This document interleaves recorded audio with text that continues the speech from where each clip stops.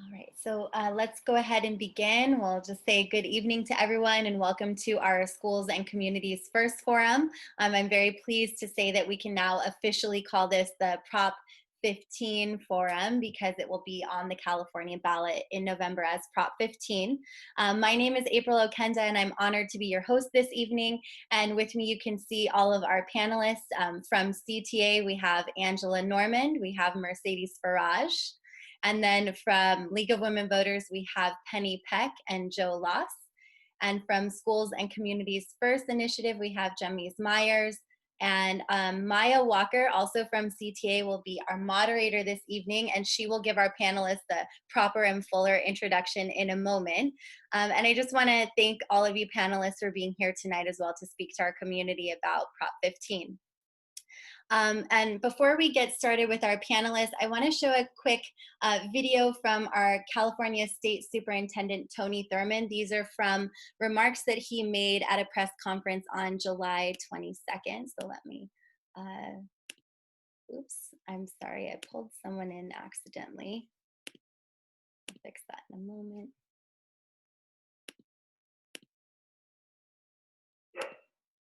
Passed. Want to encourage our voters to vote yes on Prop 15. I think Jeff outlined a lot of the reasons for why this is so important. You know, I'm grateful that our governor and our legislature have figured out a way to bring forward a budget that doesn't envision any immediate cuts for schools. But the reality is that our financial situation is so challenging that this is a budget that, you know, really envisions hardship over the next couple of years for our schools. And this is not the time for us to have any layoffs in schools, not classified workers, not anyone. You know, as we try to think about coming back to school, we know that we need to have all of our staff who are educators who support our students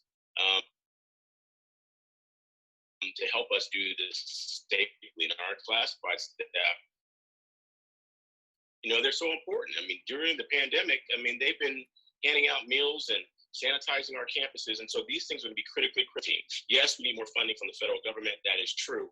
But in order to really address all of what we've experienced, we know that we're going to need additional resources that Prop 15 can provide. You know, the reality is that our students have been deeply impacted by the pandemic. As you know, for our schools to reopen, they're going to need all kinds of personal protective equipment. The state is providing some, but it's a partial amount. You know, we're going to need to have more counseling available for our students who have experienced depression as part of the pandemic, as well as our students who've been traumatized by watching some of the most devastating acts of racism, police brutality, and the killing.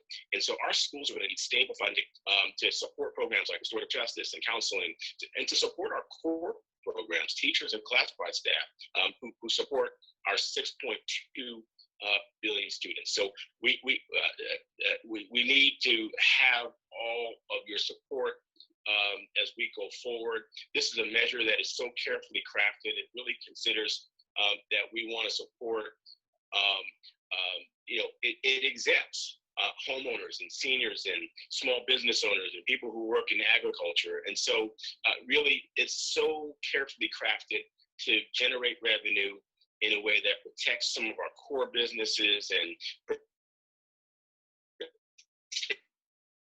protects our citizens. And it, Jeff pointed out, really just a small percentage of very, very wealthy, you know, billionaire types who, you know, own property, really just asking them to pay their fair share. And so this is a great opportunity. I'm proud to put my name behind it. I'm proud to Canada. We're the 5th wealthiest economy in the world, but we're further than that by what we put in our budget. And Prop 15 is a great way for us to get to what we need to be able to support all of our students in the state of California. Thank you to California Federation of Teachers and to PTA and to our educators and our leaders. Honored to work with you. Let's go get Prop 15 passed for all Californians. All right, so thank you to Superintendent Thurman for those words. We'll begin with our panelists sharing important information about Prop 15, and then afterward we'll have time for questions. So please type your questions into the Q&A at the bottom of your screen. And I will now introduce Maya Walker, our moderator for this evening. Maya works at Hayward High School Library. She is on the executive board of the Association of Educational Office and Technical Employees, which is more commonly referred to as AOD. Maya has numerous roles within the National Education Association and California Teachers Association. She is the current chair of CTA's Women's Caucus. And Maya is a past chair of the CTA Equity and Human Rights Conference Planning Committee and a past co-chair of CTA's Sexual Orientation and Gender Identities Issues Advisory Committee. She was the first education support professional to lead these groups. Thank you so much, Maya, for leading this conversation tonight. I'll turn it over to you. Thank you again, everybody, for being here. We're going to start out by hearing from our CTA leaders tonight. So allow me to introduce them. Angela Normand. Trustee Normand spent 10 years in the U.S. Marine Corps before earning her teaching credential and becoming a special education teacher. She currently sits on the California Teachers Association Board of Directors, representing Alameda and Contra Costa counties in District C. She has also served CTA's Ethnic Minority Early Identification Development Leadership Program and on the Racial Equity Affairs Committee. Angela now serves as a governing member for the Alameda County Board of Education, Area 2. Our second CTA leader tonight will be Mercedes Faraj, who was born and raised in Hayward, making her truly made in Hayward. She attended Southgate Elementary, King Junior High, at the time Calaroga, Mount Eden High School, Chabot College, and then returned to Hayward to receive her credential from Cal State East Bay, at the time Cal State Hayward. Mercedes taught English as a second language at John Muir Elementary. She became active in civic rights activism and unionism, beginning as a toddler under the guidance of her mother, Doris Rodriguez. Walking precincts, attending rallies, participating in boycotts, and she has never looked back. Mercedes has been in a leadership role in the Hayward Education Association for the past 20 plus years as secretary, vice president, and now president. And she's been the negotiations chair for the past 25 years. I'll turn it over to you. Helps if I unmute. Hello, everyone. Thank you. So I'm going to share my screen. April, if you could please give me permission. All right, let's try that again.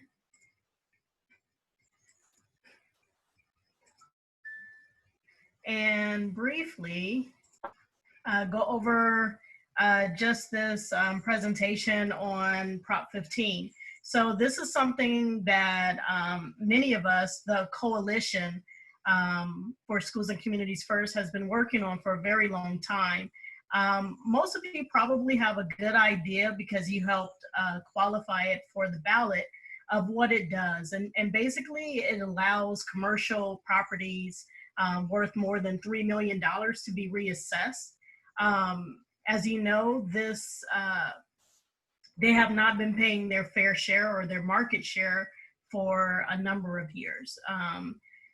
So here in the Bay Area, what that means is we would be able to recoup about $4.6 billion annually for our schools and communities. As you can see, just 10% of these companies' wealth makes up for 92% of the lost revenue. What that means for us locally is that that 4.6 would be split in this way. 40% would go to public education. As you can see, we're talking nurses, counselors, smaller class sizes, librarians, programs, all those things that have been cut from education over the years. We're talking about 4.6 split billion annually, helping to affirm that. 60% will go to our local government, county services, community services, etc. You know, and then what this does, it protects residential property. I won't go into a lot of this because I want to make sure that in the 6 minutes that we have, Mercedes has time to talk about what this means for Hayward. But it does protect all agricultural property. It does provide new tax breaks for businesses and farms. And this part is really important. And then I'm gonna hand it to Mercedes. How this money is spent or reclaimed is decided at the local level. And that's where you have a, you know, a very, very well ventured negotiations chair who knows exactly what this community needs, the school community needs to advocate for those funds. So Mercedes, if you'd like to talk about what that means locally. Thank you, Angela. As I said, I've been in HUSD for many years, and in the course when you first started out in teaching, it was a matter of where we were. In 30 years ago, I came out of teaching and said, I'm going to, you know, educate the entire world. What I received were students and with facing many challenges. Food, fainting in the middle of the day because they depended on their lunch for their meal of the day. They had a family of 5 that had 1 jacket. A student that used the bathroom as a means to wash up and freshen up before school started because he was homeless. These are things that we don't sign on to necessarily when we're going through the teaching credentialing program. Through Schools and Community First, Prop 15, it would provide for Hayward Unified 13,775,000 plus annually. That money goes a long way because through the years we have watched the generosity of our community in Hayward, bookstores that contribute to the school's library and showcase schools. We have libraries that donate and help showcase schools, art galleries, so forth. We've also had grants given to us and provided to us through the years. And the generosity of people mentoring, but it really is about sustainability.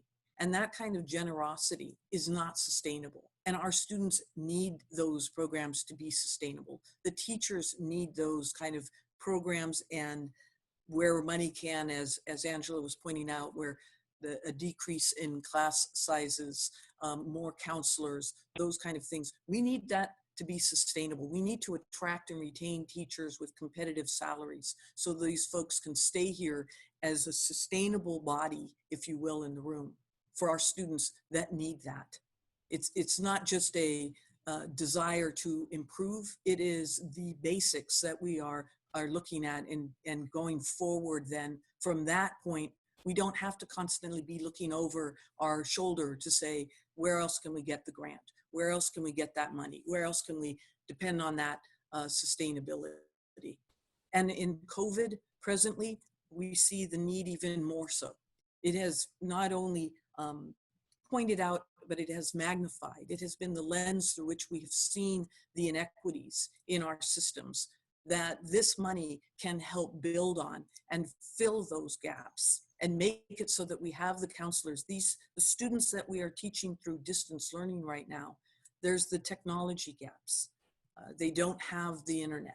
They don't have the means to get everything that they need. But there's also the emotional gaps that Angela referenced and Tony Thurman referenced that will be needed to be filled. The students are seeing adults, and the adults in their household respond to needs in a way they never have seen it before. There's survival mode that they are witnessing on a daily basis, where they are typically in the shelter of a school setting for several hours, not seeing their parents try to figure out where things are going to come from. So we really need to have that sustainable sort of setting for them in the schools. They rely on us for that. They rely on us for it to be consistent. And this is an opportunity to do that. And we cannot afford, no pun intended, well, maybe for those of you who know me, maybe a little pun intended, but we can't afford to have that happen. And the corporations, you know, there is the hue and cry that this will somehow, you know, hurt the corporations somewhat and somehow. Really what we're doing is we are producing a populace that can go into as a workforce into those corporations and help them be sustainable on a different level. We're also producing a populace that could afford then through jobs and job security and an educational security, if you will, we would have them go and purchase the cars that are coming out of the corporations, purchase the annual passes from the corporations to go and spend their money in that. But we need to have that full cycle fulfilled. And the only way we can do that is with sustainable yearly annual funding that's provided through Prop 15. The Schools and Community First really is the proper title for it, because it does put those students, that voice that we don't always hear, on the forefront and in our eyes every day. So thank you.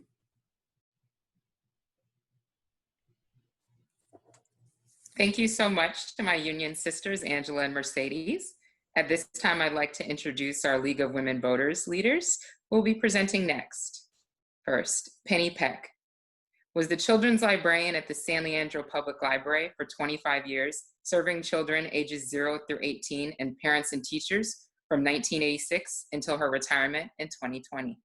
Since 2002, she has been a part-time instructor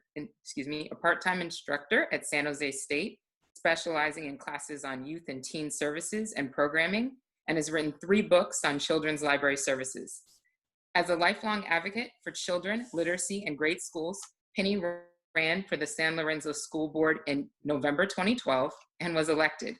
She is currently in her 2nd term and has served as board president 3 times. She is also on the board of the League of Women Voters Eden Area and a member of American Association of University Women. Often girls are still treated as second-class citizens in our education systems. Just look at your science AP classes in high schools and see the disparities. She is happy to work for equity in our schools, which includes changes to how schools are funded. Now I'd like to introduce Jo Loss. She's the incoming president of the League of Women Voters Eden Area. She is serving her 25th year on the Castro Valley Board of Education, where she is the president of the Regional Occupational Center Board and president of the Special Education Board. Jo was active in PTA for more than 20 years and retired after a term as president of the California State PTA. Jo has served on a number of statewide committees, including 6 years on the P16 committee. I'll turn it over to you, ladies. Great, thank you. I'm going to try to share my screen.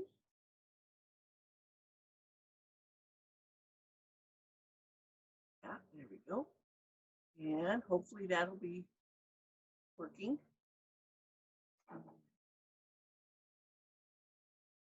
There we go. Great, thank you. I've been asked to talk about why the League of Women Voters advocates for this reform to Prop 13. The California League, which is 100 years old, never endorses candidates. We're nonpartisan, nonprofit, and men can be members, by the way. And the California League, although it never endorses candidates, will endorse propositions or measures on the ballot. And if it's a state member like a proposition, the California League is the one that makes that decision. And they decide based on whether or not a proposition aligns with one of the league's positions, which I'm going to go over in more detail. But first, I want to go back a few years to see how we arrived at this point. In 2015, the League of Women Voters California partnered with other groups to advocate for this reform to Prop 13 using the slogan, "Make it fair." The concept was and is the fact that commercial properties are benefiting from a property tax loophole and are not the same as homes and small businesses, which Proposition 13 was intended to benefit. The idea is to eliminate this loophole so commercial and industrial properties be assessed at the fair market value, so they pay their fair share to local schools and government services. Those of us in the school community, especially school board members like myself and Joe, were aware of this effort led by Ben Grief and the organization Evolve. He did presentations for the Alameda County School Boards Association and other groups to get partners for this effort. Over the past few years, the name of the effort changed from Make It Fair to Schools and Communities First, but basically the idea is the same. In 2015, the California League urged those of us in the local leagues to go out and get people to sign petitions to put this issue on the ballot. They quickly obtained enough signatures actually to qualify for the 2018 midterm election.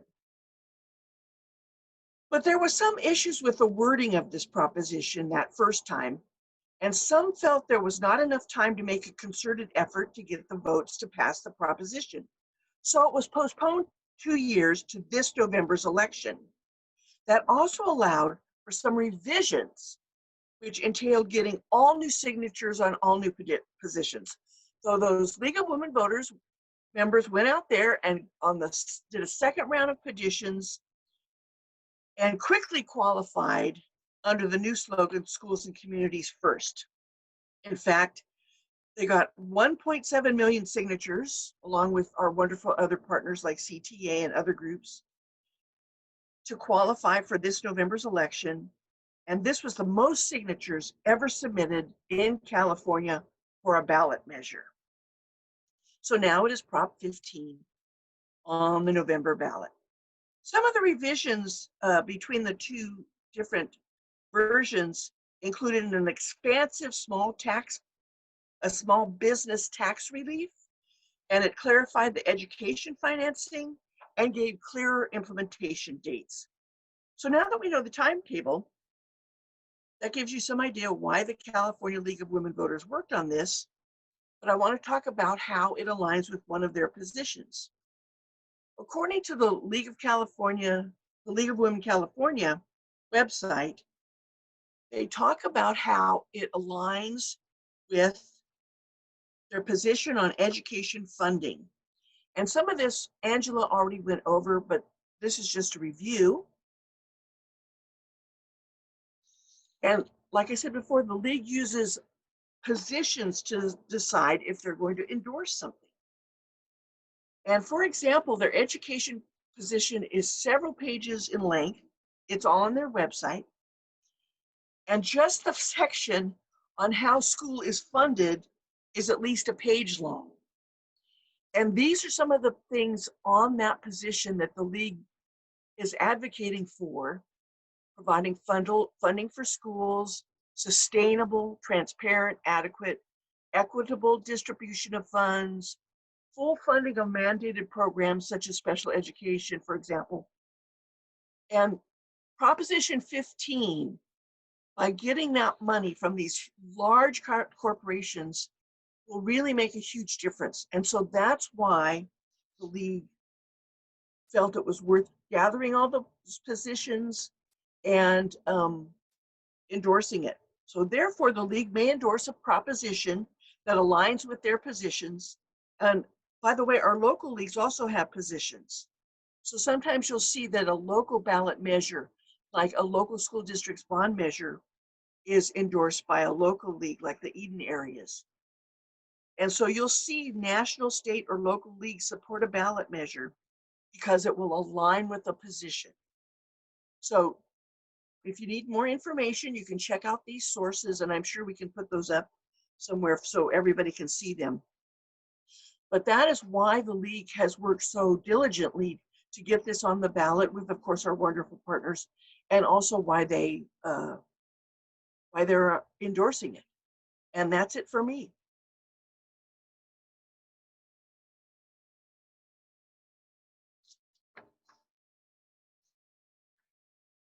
So Joe, if you go ahead and unmute, we'll hear you. And Joe's going to take over now. Right, I'm just working on getting it up on my screen.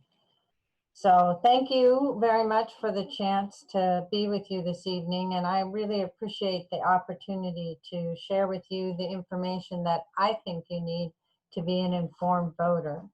And I'm looking at this tonight from the perspective of a school board member. And so we'll move to education. And as noted, Penny and I are both school board members, and as such, our primary goal is to provide high quality learning and teaching to all students. And yet we know that California schools are underfunded, with our district's costs rising faster than the state funding. So meanwhile, as well, our students receive much less than the national average in pew per pupil spending. I should say that 5 times really fast. So part of this issue is that education isn't funded in a stable manner. So there are often drastic increases or decreases in our funding streams. And this year, the state budget plans to defer many months of payments to local schools that will force us to borrow funds to meet payroll and operating costs. So this roller coaster effect makes schools' budget difficult to manage or predict. And over the last 25 years as a school board member, I have ridden this roller coaster way too many more times than seems possible.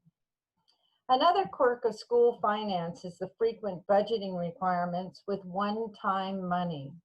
This can be state money, grants, or special projects, but they create an unsustainable investment for the school district because they don't want to hire staff or implement programs for only 1 year. Ongoing funding must be a priority for public schools.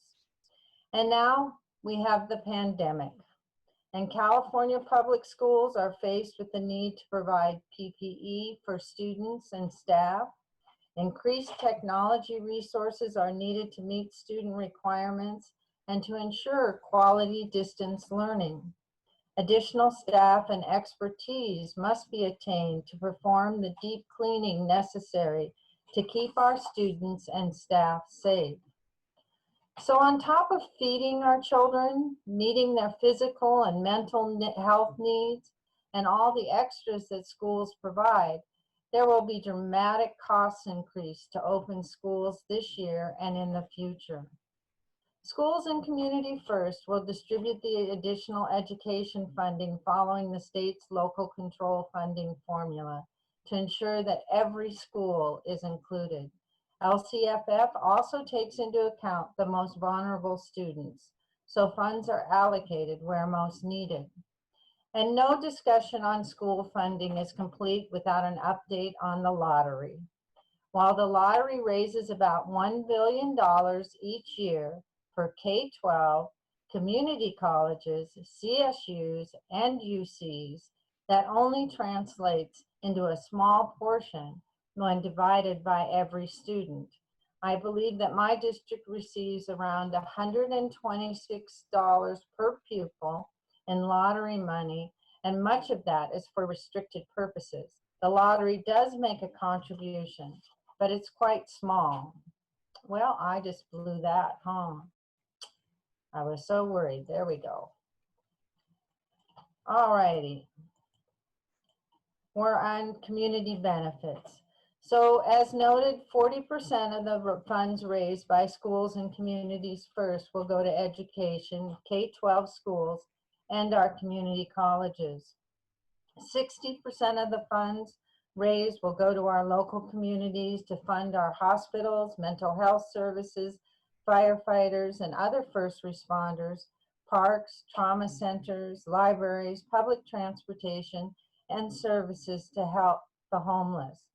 These are vital services that partner with schools to create healthy children and families. It is imperative that we support each other and work together to provide the best for the future. These funds will be distributed based on current property tax distribution guidelines. Alameda County should receive $715.6 million. I'll repeat, Alameda County will receive $715.6 million. Cities and counties are often in the situation of having to make cuts and difficult decisions to stretch the available funds. Proposition 15 would help them with the opportunity to make new priorities in their budgets. And let's not forget how heavily all of these services have been impacted by COVID-19. Now we're going to talk about accountability, if I can get my slides right. Schools and Communities First takes effect due to the action of voters, the action that you take. That's how a democracy works. Once it's passed, the voters have the right and the responsibility to make the funding accountable. I'm confident that our community can do this. There are strict accountability measures built into the proposition to ensure that the state, local school districts, cities, and counties report on how the money is being spent. That means it's up to us to hold our local elected officials responsible for prioritizing our community needs. Again, as a local elected official, I'm confident that our community is up to this. Proposition 15 closes a corporate tax loophole while protecting homeowners and renters, small businesses, and agriculture. It will provide much needed additional funding to every public school, city, and county. Schools and Communities First will enable us to establish a much needed, stable, sustainable funding investment for our children and our essential services. Thank you.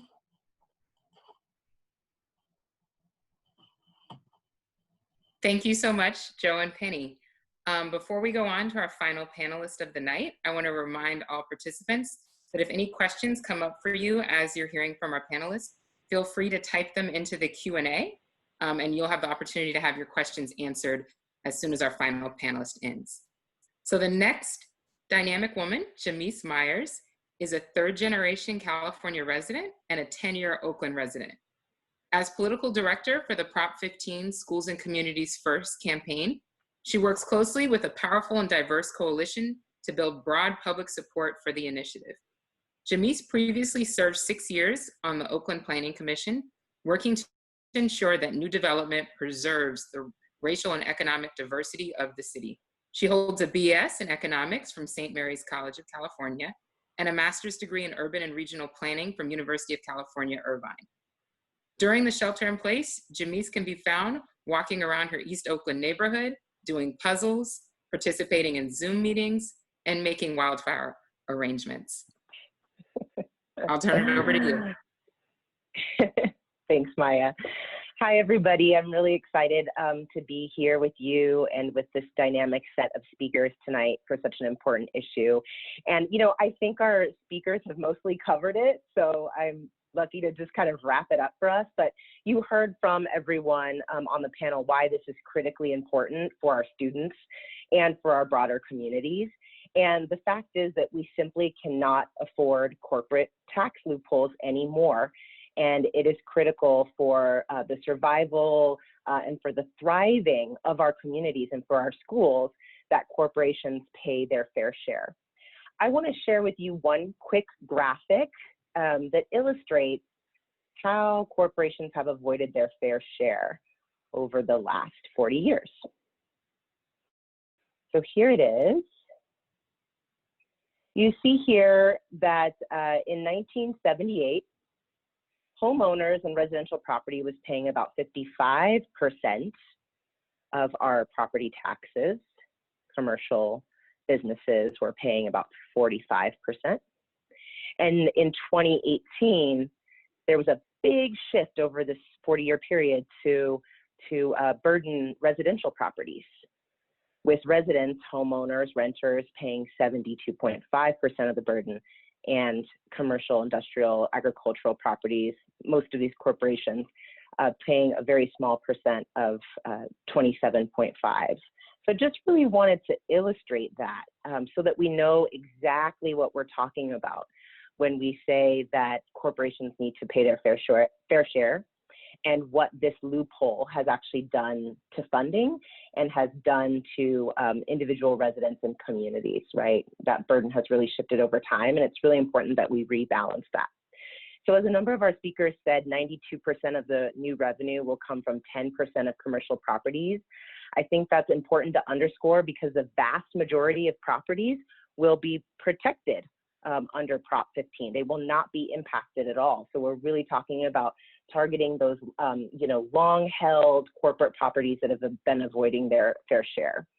And this also levels the playing field for businesses. We have many businesses in our community who've already been paying their fair share, who are currently paying their fair share. And this levels the playing field, makes our market more competitive, and really respects those who've been paying their fair share. A little known fact about Prop 15, I don't think this gets highlighted enough, but there's actually a tax incentive for small businesses in the measure. And I think that's especially important to highlight now because, in our COVID pandemic context, we're obviously very worried about what's happening for students and families and communities. We're also worried about the impact on our small businesses. We know our small businesses have taken a toll.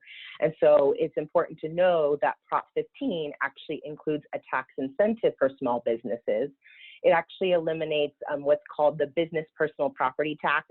It's a tax, kind of a nuisance tax on equipment that businesses pay, and it eliminates up to $500,000 of that tax. So there's actually an incentive for small businesses in this. And you may hear the other side say that this is bad for small businesses. This actually benefits small businesses. So we really want to be able to underscore that. There are a number of ways that you can help pass Prop 15, and this wouldn't be a good webinar unless we had a strong call to action. We need to contact between 4 and 6 million voters before Election Day, which is now 99 days away, and this day's almost over, so 98 days away. So we've got a lot of work to do in a short time, and we are hosting phone banks through the campaign and through our coalition partners that we encourage you all to participate in. I'm dropping the link for that in the chat here. It's very simple, so if you can't copy paste it, you can memorize it and put it in your browser. And this is how you can sign up and join us for a phone bank to contact voters. I think in the Bay Area, we sort of feel like this is a slam dunk because we're a progressive part of the state. We see the need and we understand it, but we have to know that other parts of the state need to hear about why Prop 15 is so important, right? So participating in phone banks is really critical for that. We'll also help you organize your own phone bank night. So if you want to have a little theme going and whatever that theme might be, invite some friends. You can do that as well, and we'll help you set up that phone bank. You can also text kickoff to 97779. So 9 3 7s and then another 9, and text kickoff there, and you'll get connected to the campaign. You'll get all the updates. We'll remind you when phone banks are. Another important thing you can do is to ask local electeds to endorse. Right? In your community, you have local leaders, organizations, elected officials, and it's really important that we continue to grow this movement by having them endorse. And our endorsement form is on our website at yes15.org, and you'll just go to the tab that says endorse and get, your favorite organization or even your small business to endorse there. So I will stop there and say that if there are any questions, I'd be happy to answer them. If there's any tough arguments that you've heard that you want to get some answers to or rebuttals to or talking points, I'll be here for the rest of the time to help with that. Thanks, everybody. Thank you. Now we'll move to the portion of the evening where we address the questions of attendees. I'm going to go in order that they were received. The first question is for our panelist, Angela, and we're asking if you can please share the graph of the allocation percentage again.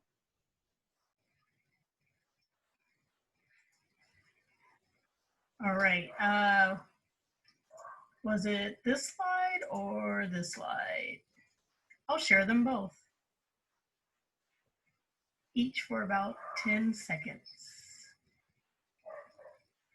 So you will have time to snap a picture, but also this is being recorded. All right, get ready. I'm gonna go back to the revenue one now.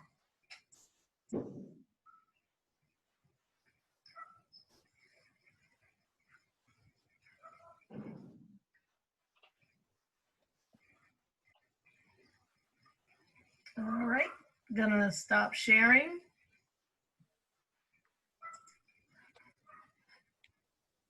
Thank you, Angela. Now I'll move on to our next question. Any panelists may answer.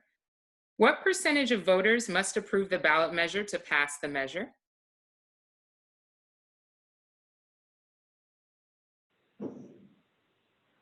Janice, go 50% plus one. 50% plus one. Thank you. Simple majority.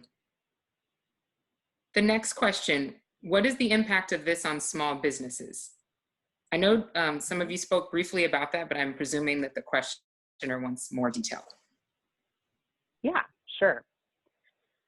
So according to the Department of Industrial Relations, 47% of small businesses are actually home-based. And if you think of, some small businesses, you might be able to recall that many businesses that are in fact home-based businesses, people working out of their homes, running their businesses out of their homes. And as you'll remember, Prop 15 does not impact residential property in any way. So it's actually protected. Their property taxes will not change. So that 47% of small businesses is not impacted in any way. Now, the other thing to know is that commercial properties that are worth less than $3 million are also not impacted. They're also protected. So if you know a business that's in a commercial property that's worth less than $3 million, the property taxes don't go up for that particular property either. So that's important to know, that the vast majority of small businesses are actually exempt from the tax reassessment. And then, as I mentioned before, there's a tax break for small businesses of up to $500,000 in the business personal property tax, which is like a tax on equipment. So if you think about a restaurant that has a stove and an oven and kind of kitchen equipment, they pay taxes on all that equipment, and Prop 15 exempts up to $500,000 worth of equipment that tax burdens them. So that's important to know. Also, for small businesses that are in commercial properties worth more than $3 million, but there is a majority of small businesses in the property, there's a longer phase-in for the measure. So they'll have some time to adjust and renegotiate their leases and such. So some good protections in there. And if you want to know more, keep putting questions in and I'll answer, but that's sort of the gist of it. And I think it's just to address a question that's coming ahead. This is one of the arguments that we hear a lot from the opposition, right? That it's not good for small businesses. So we have to tell the truth about the benefits to small business through Prop 15. Thank you. And as an overachiever, you were jumping ahead on some questions. I'm just going to repeat them just so we have a clear answer to each participant's question. So the next question is, will residential property taxes increase? Nope. No. The next question is, who decides how community benefits are allocated?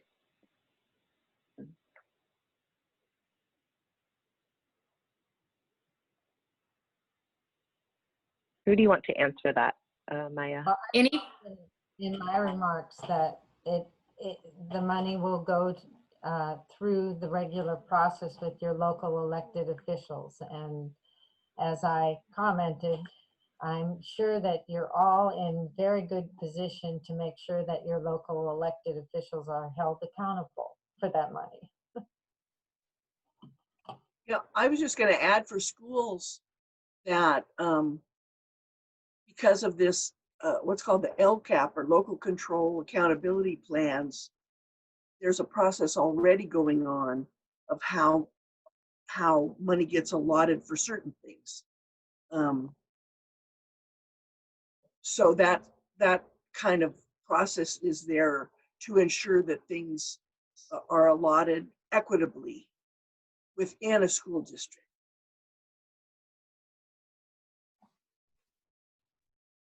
Yes, I agree. The LCAP would be one avenue. Some districts, we have a district advisory committee that would be part of that discussion. And there are many other venues, certainly that the labor groups would have in opportunities to discuss with school board members, as well as the superintendent and different folks in the administration. And I'd also like to add that that LCAP process, as well as some of these other processes within local educational agencies, have input from students and families and community members and staff members. And so it's not just one, big, like you hear from all the stakeholders. And different processes are used in different different places, but they are often collaborative processes to gain input from the communities that are served by the schools. Our next question is, oh, I love this question. What kind of tactics or false arguments do we anticipate the big corporations will use? Parenthetically, this questioner states, for purposes of helping inoculate our community to the corporate Reddit. Shamice, you want to take that? Yeah. Well, the this hurts small businesses one comes up quite a bit.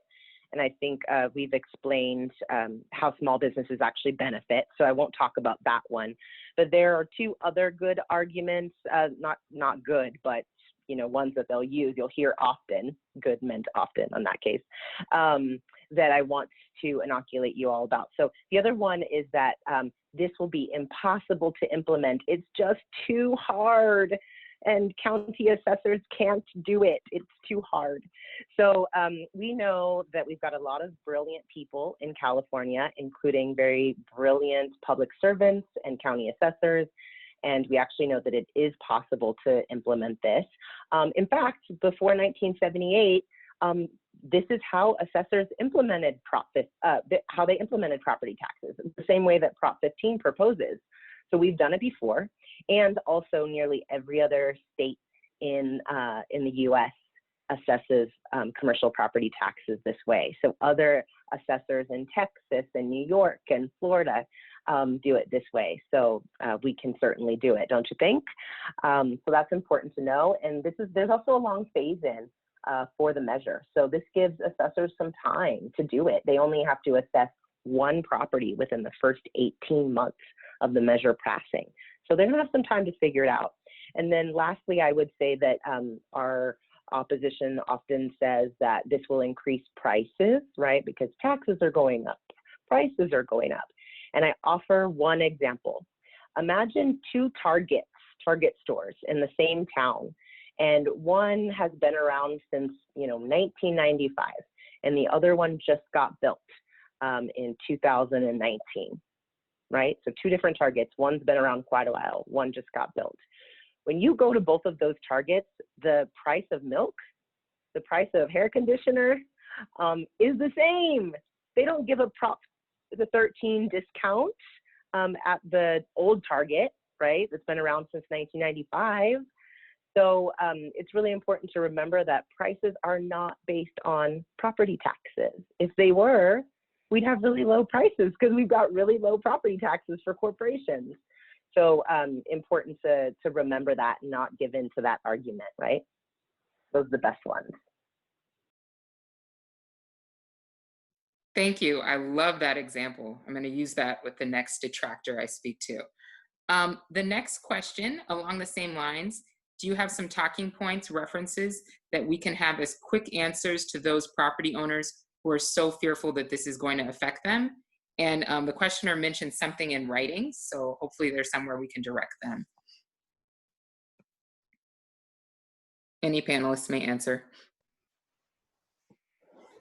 Well, I know there's a lot of great information on California Teacher Association webpage. If you go to www.cta.org, I believe if you click on communities and under communities, you'll see a tab for schools and communities first. If I'm not mistaken, Jamise, I think that takes you directly to the schools and communities first webpage, which has all of the detailed information you need, as well as press releases, which are easy to print out. And it's graphically pleasing and fun to watch. So It also has frequently asked questions and examples and, you know, some quick speaking points that would be helpful too. I was also going to say the League of Women Voters California site, which is LW, V as in Victor, C as in California, .org. And if a person, the thing about the League of Women Voters is we're not going to make any more money. We're not part of an occupation that's going to get paid more. We're a nonprofit. We're all volunteers. And also because we've been around so long, we're pretty much looked at as, you know, not self-serving in any way, except to get everybody to go vote. So in a way, we won't have a personal payroll benefit of it. And so if a person has like a bad attitude about it, they're pretty much more open-minded to something like the League than some other groups. So that's unfortunate because it's not fair, but that can help. So that's why I would recommend they go to the League's site, because then they can't say, oh, this union or this profession is going to make money off of it. That's just the way it is. I mean, let's face it. They look at the League as a bunch of old ladies who've been doing this forever, and you kind of trust them because they're like nuns. They're your grandma who went around getting everybody signed up to vote, but they didn't tell them who to vote for.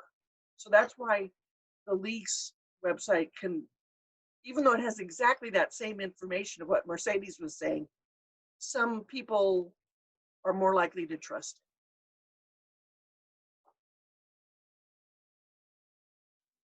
Thank you. All of the links that have been spoken have been put into the chat. In addition, Jamise included her personal email, so you can send questions directly to her that's not answered on the websites. And there is the Yes15 website, which is yes15.org, also included in the chat. The next question we have is, what are some of the corporate businesses that will be impacted by closing this loophole? Any panelists may answer.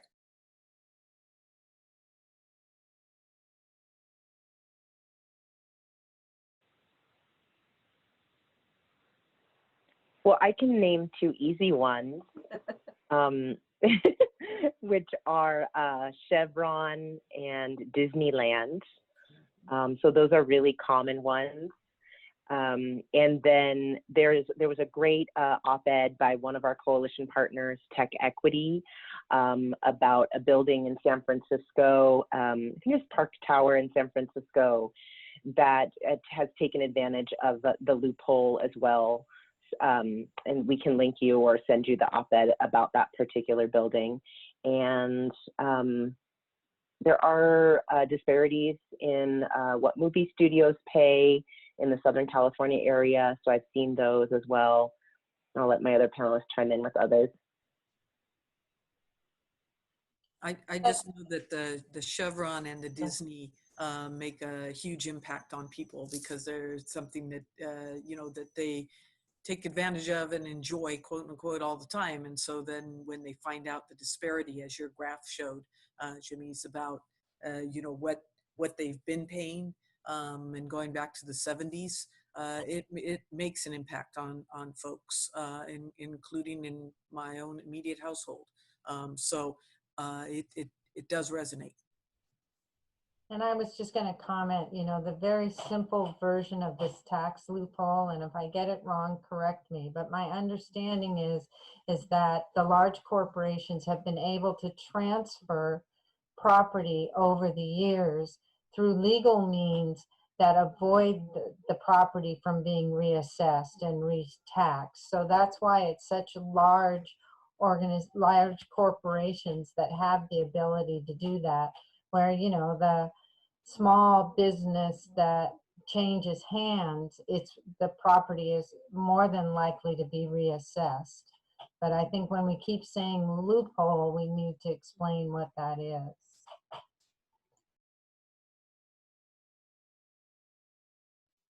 Thank you. It appears we have 3 more questions. Can city councils spend money towards the unfunded liabilities, retirement benefits for first responders?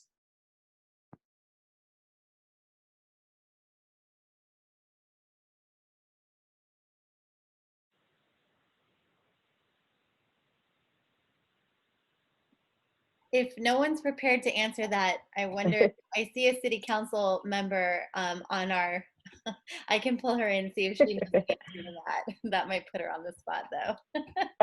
I can answer it, April. Okay.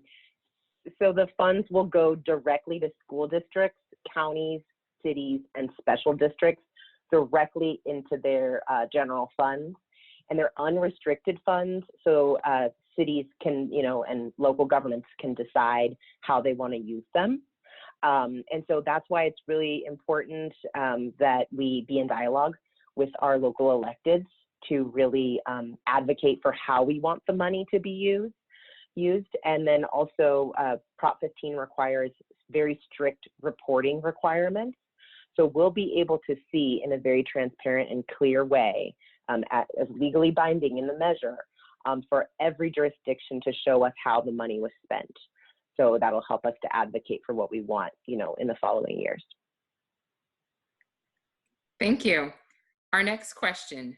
Mercedes mentioned that Hayward would receive $13.7 million in new monies if Prop 15 passes. Where can we find specifics for other cities and communities in California?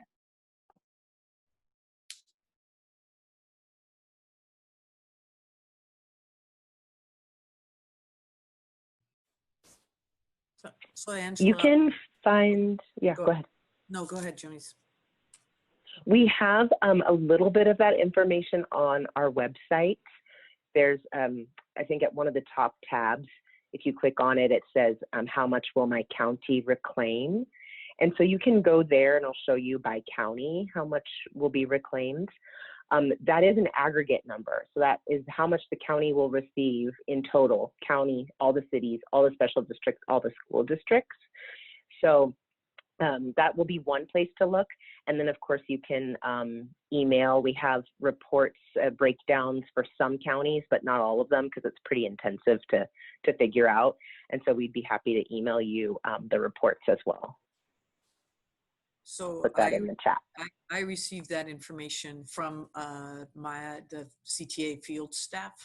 And so there must be access, Angela, through CTA to get that kind of information as well. Yeah, so if the person who asked the question, if you have contacts with whatever other counties or those specific teacher unions, you can check there. And if you don't, please feel free to contact me and I'll direct you the best that I can. Thank you, Angela. The last question I have is the new tax revenue from your community only, or is it distributed proportionally? Specifically, if a city doesn't have a lot of commercial property, will they receive less revenue?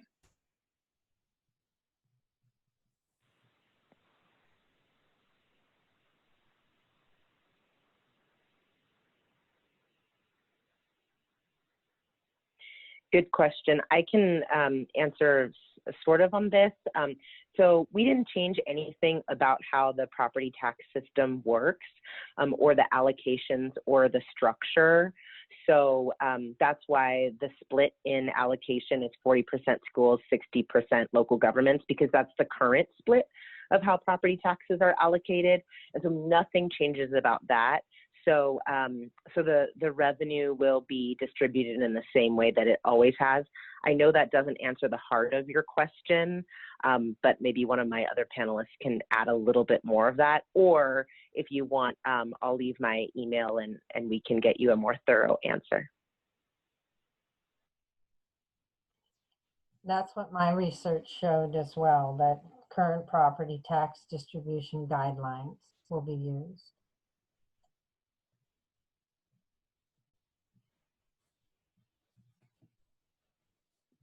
Okay, Maya, just want to confirm that was our last question? Yes. Okay, any final thoughts from any of our panelists? Okay, well then I will close this out and just thank you to all of the attendees for joining us tonight. We really appreciate your time this evening, and we look forward to working with you to help get Prop 15 passed in November. And thank you to all of our panelists for your time this evening and volunteering your presentations and your enthusiasm for this very important measure that will help support not just our education, but our communities in California. So thank you, everyone. Have a wonderful night. And this we all need to thank April for organizing this. Yes, thank you, April. Happy to. Yeah. All right. Bye. Good night. Good night.